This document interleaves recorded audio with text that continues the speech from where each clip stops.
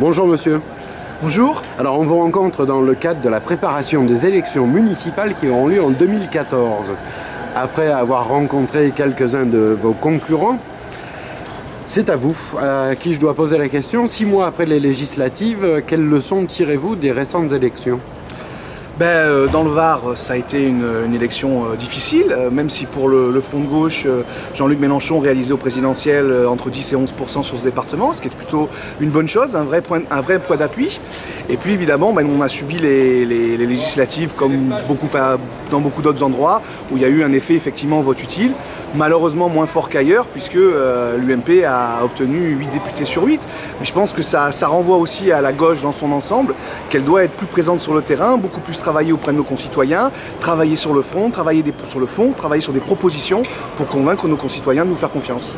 Alors, au niveau national, je l'entends bien. Au niveau régional, vous venez de refuser de voter le budget. Oui. Pourquoi ? Tout simplement parce que je fais le refus de l'austérité.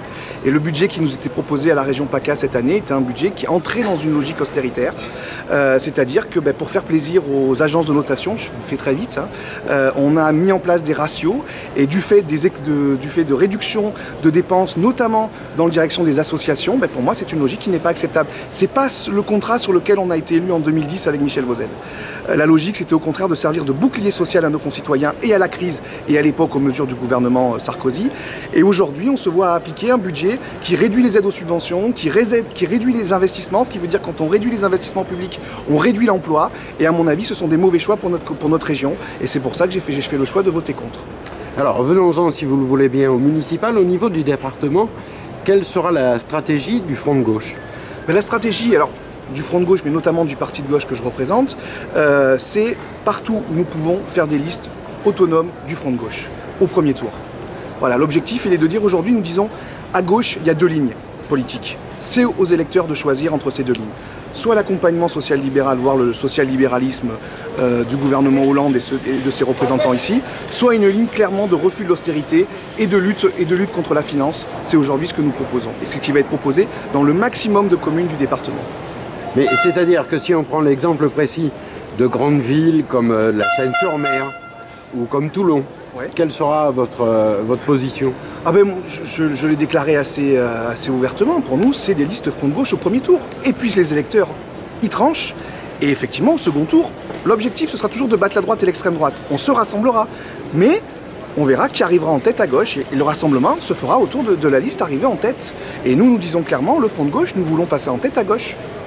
Donc vous êtes sur une logique comptons-nous. C'est pas une logique contre nous, c'est une logique où au contraire nous posons le débat public. Il y a des vraies divergences entre les socialistes et nous. Il y a des divergences sur les politiques à mener. Vous pointiez la région. Moi, je refuse des budgets austéritaires qui s'appliquent dans les collectivités, comme ça risque de se faire à la Seine-sur-Mer ou ailleurs. Nous proposons d'autres solutions.